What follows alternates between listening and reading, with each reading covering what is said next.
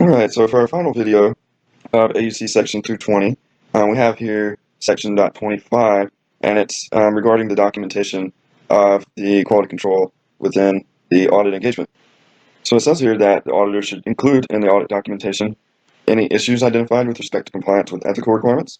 any conclusions on compliance with independence requirements, any conclusions reached regarding the acceptance and continuance of client relationships, and the nature and scope of conclusions reached from consultations undertaken during the course of the audit engagement. So as we've seen in other AUC sections, as well as this one, the engagement team and the engagement partner are responsible for making sure that ethical requirements are followed, independence is maintained with the engagement, that we accepted and continued engagements that were appropriate for us, and that consultations were undertaken appropriately. And so this section is just saying that we need to document each of those and our conclusions reached in regard to those. And then here at AUC section 220.26,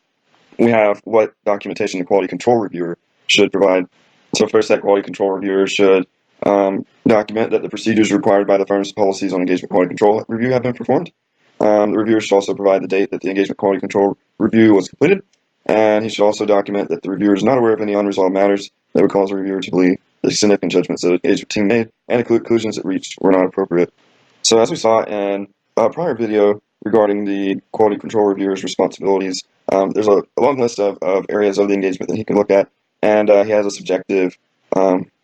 rather he uses his professional judgment to determine what all he looks into, but he must document,